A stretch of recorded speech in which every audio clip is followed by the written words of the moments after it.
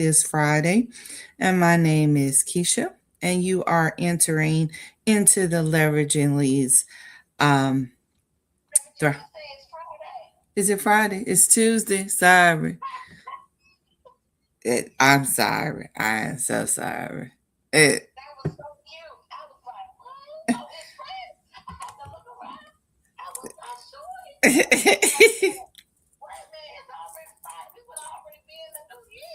Girl, I'm so sorry because it's Friday for me all the time. I'm sorry, y'all. I apologize for those that especially had to get them to go to work. You'd be like, girl, don't be doing me like that. I missed 2 days off, or at least a day and a half. That show you where my head is. It's time to get up all the time. So it is Tuesday, and I am Keisha. And this is a safe space of support and enhancement to get leads, which are collaborators, referral partners, clients, customers, and even friends. Check out the pinned or ticking link to get on the email list. An email will be provided in a database of new leads and strategies to become more visible. Get ready to take action in this meeting by creating your powerful introduction. We are only here for 30 minutes and we have a jam packed agenda. So we start every day with gratitude. Then we do the ingredients of a powerful introduction, examples of a powerful introduction, a leveraging leads lesson. Audience get to share their powerful introduction. And the reason we do this is daily reiteration and declaration of who you are is vital to build confidence and call forth your desires. Thank you for joining and listening to the replay. So, Erica, what are you grateful for? I am grateful for laughter. I am grateful for castor oil because you got to be greased up, slippery, and slide to your destination. um, I am grateful for my mind and how creative I am. I'm grateful for red fingernail polish, okay? And I'm grateful for honey. Honey. Sugar, sugar, sugar. Awesome. So that is her gratitude. My gratitude is I am grateful that I can laugh at myself. Like I love laughter, and that's what you're gonna get. Like 95% of the time. That 5% just leave me alone, let me be. Um, and I am grateful for that. I'm grateful to say I want to be left alone, and I can say that. Um, you know, um, I have my boundaries. I know what they are, and I get to live a Friday like attitude every day. I can't. So yes, that's my gratitude. Okay, yes.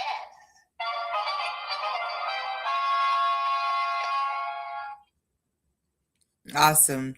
So in powerful, sorry, a powerful introduction is very important. It not only helps you practice, saying it in the mirror or saying it when you come on with us, but it saying it every day usually also has because it has the important I am statement. It helps you set the stage for your day. So we give our gratitude because we want more of the good things that um, to be given unto us. But then we say who we are because we definitely want to remember who we are so no one could ever call us something that we're not and we get upset because we can only get mad at something we answer to. So that's why it's important to know who you are. So leveraging leads lesson, who you are, then it's what you do, who do you serve, why do you serve them, how do you serve them, what is your uniquely purpose to serve them, and who do you want to meet when you go to a meeting and or networking event, and how do you like for them to connect with you? And the way we do that is in a giddy mind frame. Is so giddy. G is giddy, excellent and lighthearted. I is intentional, doing things on purpose. D is daily, every day. D is daily declaration, and Y is you, as Tara say, you because no one else can be you. Awesome. That is our ingredients of a powerful introduction. So we're going to now let Erica take it away and give us her powerful introduction. Awesome. Thank you so much, Keisha. I'm Erica Kessie, the son of the Thrivers, powered by love, wisdom, and celebration. I am the universal mother, a multifaceted leader and creator. I listen, teach, lift, and bring clarity for activation and execution. As a therapist and CEO of Your Goal Concierge, we have a plethora of options that benefit leaders. And it all begins with commanding your thriving. I would like to meet mom energy leaders who are fixers, helpers who may be neglecting themselves, experiencing imposter syndrome and burnout, to meet with me to discuss your right fit solutions. We have, like I said, a plethora of those. So let's get together and chat through how we can create solutions in your life. You can go to bit.ly/Erica Kessie. bit.ly/Erica Kessie. Thank you.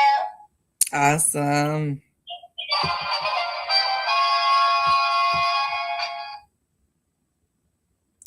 All right. And so I am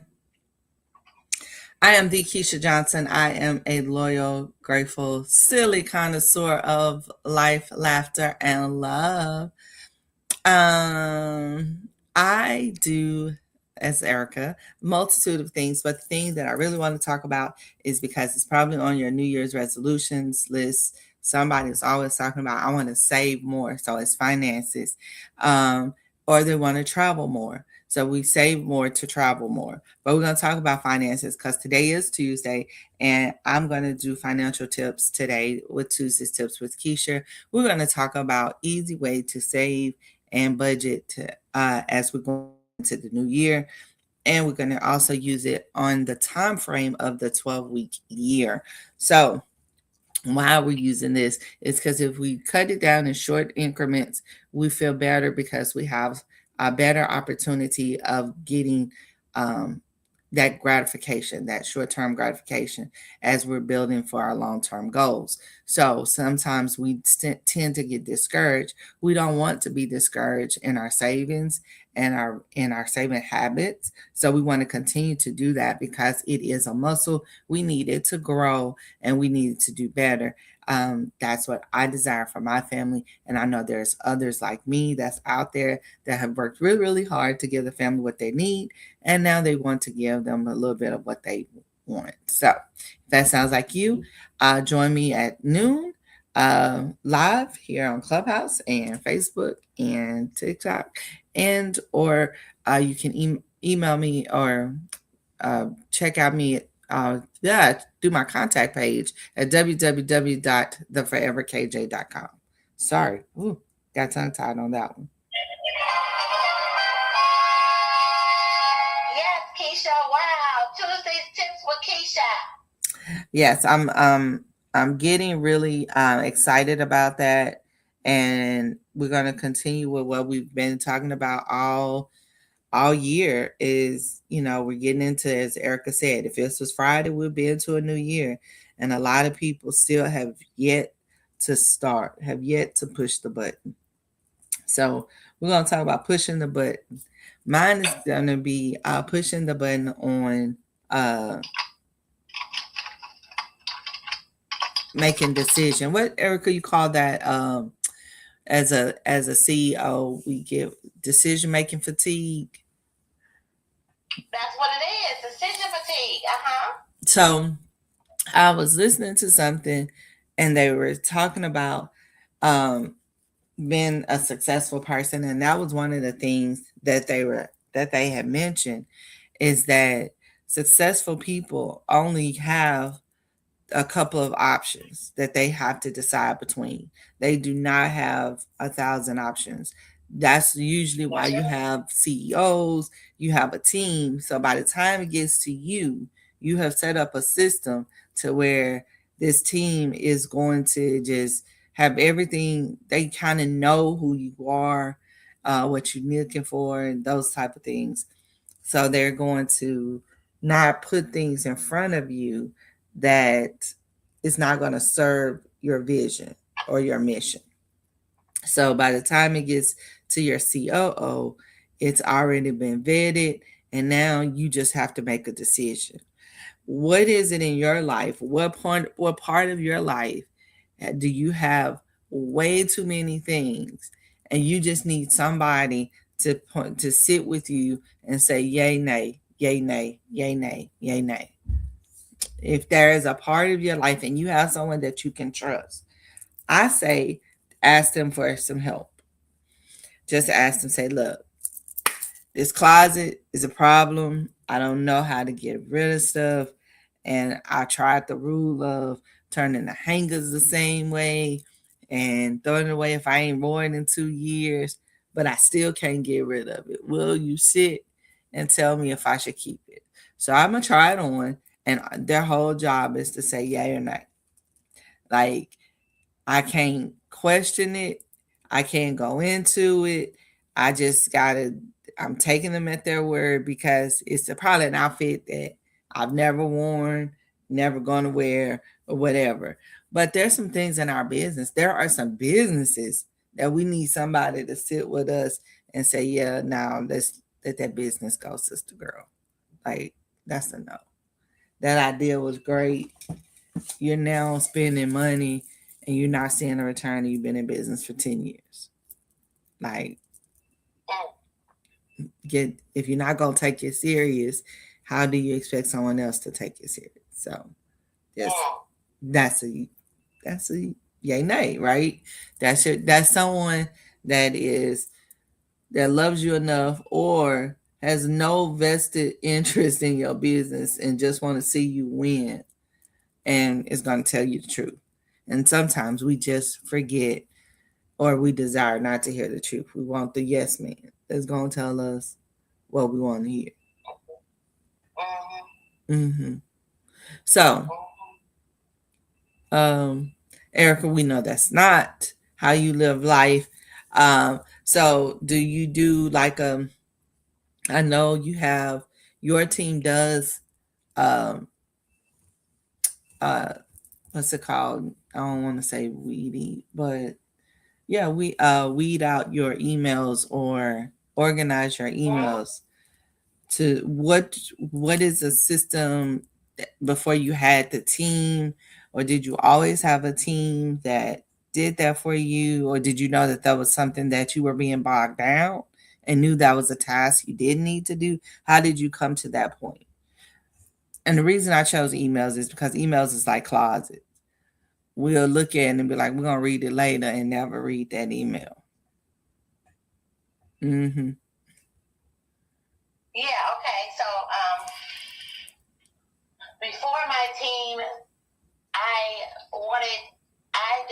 needed organization, or I would not move forward. And I'm a person where before I even get started on doing anything, I gotta write a list. So I'll sit and I write a list of what I want to do, need to do, regarding things. And then I like to complete a project. I'm a completer. A lot of people are not finishers. So if I say I'm going to work on my email, I'm going to sit here and I'm going to do an intensive with myself to actually complete the project.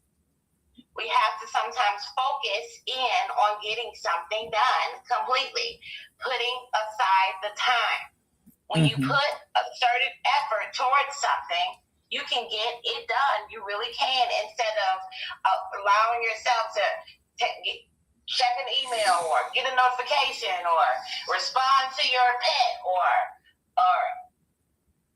take a phone call or get on Facebook or whatever. Just if you would just sit still and just say, I'm going to work on this during this time frame. I'm not going to work on anything else. So I think it's a lot about time, energy, and capacity that I was talking about yesterday. That's in my book. Honey, you need counseling skills. All right. But so regarding weeding out things, I'm constantly doing that all the time. Because what's the point? Like, ask yourself, is there a benefit here?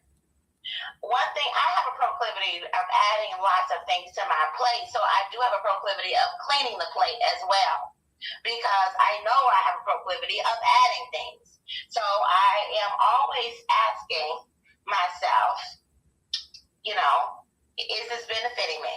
Is there a reason that I am going to do this, or how can I milk whatever the activity that I'm doing? I need to milk it for as much as possible. For example, when I went on TikTok, I said, let me get a TikTok shop. Let me also sell products. Let me see what it's like to put posts up. Let me see what it's like to put lives up. And then I figured out from trying these things what I wanted to do that felt sustainable. A lot of us do not build for sustainability. Think about if it is something that you can sustain for at least 3 months. Big businesses don't move and change anything, but for every 3 months, they look at it quarterly, or they may change it after 6 months. Operate as you're a big business, that you can't just flip and flop and do everything. You need to have a system set, and you work that, and you work to see if that really does work. And if it doesn't, you tweak it and you do the things that were successful, more and more of that. That's how I have worked it. And then it's easier to bring people in, team members, when you have clarity around the systems that have worked and that you know to work for you. I love it. So what I heard was systems. I heard completion, consistency, stick-to-itiveness. Which is a lot of people, what's wrong? For gathering all of that. You know what? You're so good at synthesizing things. Those are the things that a lot of businesses don't have. They're trying to figure out how I'm going to be like Target, how I'm going to be like Starbucks. They created something and they stuck to it, and they just keep it going, and they just keep on being consistent about that. Then it becomes reliable for people. People will go there. Now, it's gonna take a while. It's not. You hear about these overnight successes. Stop being on social media looking at that crap. It's about you need to be consistent about what you're doing, and it will grow. Right now, I have more than 10,000 people on LinkedIn because I've been there, I've been working it, and it grew. That's where I usually hang.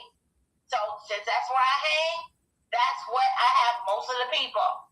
But now I'm at the point with this 10,000 that I'm going to go look through and see how is these people benefiting me. If they're not converting to clients, what's the point? So I'm going to go through and weed out. That's what we're doing. My team, that's the goal of 2026, is to nurture who we have. We're not. If other people come to be a part of, interact with us, fine. We are not going to pursue anyone. We're going to nurture the people who are here, who are attached to us, who are already subscribers, already in groups with us, already engaging with us, and going to figure out who's going to convert, because it's about time for those people not to be looky-loos, but to convert into paying customers. All right. Look, y'all think about it. If y'all went through the followers, people you follow, people that are following you, the 15,000, the 20,000 on your different social medias, and figure out who's really consistent and who's supporting you, because you could have too many in your circle where you're losing out on someone else. Jocelyn, very true. Structural actions in your schedule produces results. Thank you so much for joining us on LinkedIn and engaging with us. We would also love to know what you are grateful for. If you'd like to share that with us as well, we do that at the top of the agenda. And we thank you again for engaging. And so, Erica, anybody we need to acknowledge for gratitude? Actually, no, I don't have any over here on TikTok. And I don't see anybody on Clubhouse. No, I do not. Okay. So yeah. So but I love the idea of, I started doing that actually on TikTok, going in there and removing followers because they're fake pages. And if I'm intentional about why I'm on there, I need quality engagement. Like you said, if we're not converting to an appointment of some kind, then we're not using the platform as what we needed it to be for. Yeah, I mean, everybody has to know their intentions. My intentions are not to just be on there willy-nilly, okay? So since my intentions are not, it doesn't matter if anybody else has these intentions. What I need to do is go ahead and send a message to them, engage with them to see how we can connect so that we can figure out what is the reason that we're connected. Let's figure this out. If it is, how can we support each other is a great way to break the ice here. We're already connected. How can we support each other? And then, wow, what a great way to start a relationship of collaboration. Yes. Okay, yes, Jocelyn, I thank you for being here. She says, I'm grateful for giving myself space to plan. And she says, I have a planning corner in my office. Come on, planning. I love that. We do one where we celebrate gratitude, Jocelyn. So you can keep coming back because we're going to celebrate you every time you tell us about what you're doing for yourself. And I'm glad that you have a planning corner for yourself and that you give that to yourself. That is amazing. I love that. Because it's like your own little tiny escape so you focus on playing it. Even if you don't do nothing, go sit there for 10 minutes a day. Look, it's the small, like she said, it's the small things, small systems that bring great results, I think is what she said. Schedule. And you know what? Yeah. Another thing that I want to say is, again, in my book, Honey, You Need Counseling Skills, you can get it from your www.yourgoalconcierge.com. I talk about that in that chapter, time, energy, capacity management. Before you even think you're about to do any kind of thinking through your time, you have to set and seek out an environment which support you being still and quiet, to triage, which is to really assess what's going on, your energy, and to understand your capacity. Okay? Mm-hmm. You need a dedicated space, and that's what Jocelyn's doing. People around you need to understand as well that this is your time for particular activities. So you let them know. You set the expectation for people around you to know that this is, when I sit in this corner, leave me be, because I'm planning. Okay? Yeah. I mean, can you imagine walking into her, working with her, and that's her planning corner, and you don't even have to, 2 days, and you don't have, and they already know to leave you alone because you have set up your boundaries and your regimen and your routine. That's right. That's right. That is setting boundary. I'm glad you mentioned that, Keisha, because we have to. One thing about it is we have to have integrity with our own selves. Mm-hmm. We set the boundary about what we want to do for ourselves, and then we don't follow through on it. And so then everybody's looking at you as if, like, okay, why should we abide by your boundaries when you don't even abide by your own boundaries? Yep. Okay? Yep. You don't even go and do the things you need to do for you. And so it's really important for us to sit and think about that. We need to set the boundaries around our time, energy, and our capacity. We're not going to be in a lot of situations that we sometimes get ourselves into when you have that around you. You're going to say, wait a minute, this is a designated day and time for that. I even tell my clients, as a therapist, I tell them, how about you give stress and anxiety a day and time in the week? Otherwise, you do not interact with them. Honey, you remind them when they come up. When they say, what about this and what about that? You tell them, hey, listen, you got Tuesday at 2, okay? You can interact with me Tuesday at 2. I sit and give you time and energy. Tuesday at 2. You got 30 or an hour of time, and that's all you get. And so they don't get to it. You put it in a space for you to address it. Because the thing you're supposed to do with your emotions are to identify, acknowledge, and express. So if you tell anxiety that's the place that you're going to go to be taken care of, then you will have a reduction of it bothering you so much, or you have a way to address it. Yes. Jocelyn said, yes. Honey, I'm loving your interaction with us today. Tuesday at 2. I love it. Well, today, don't forget, today at 12, we will be doing Tuesday's Tips with Keisha. We will be talking about budgeting. And today at 2 Central, we will be going over some investments and how you can look at getting your financial house in order. This would be a bigger workshop. And then join us, put it on your calendars for June the 11th, 12th, and 13th in Tulsa, Oklahoma. We will be doing our first Mavens conference, and we would love for you to join us there. But until tomorrow, you all create a thriving rest of your day.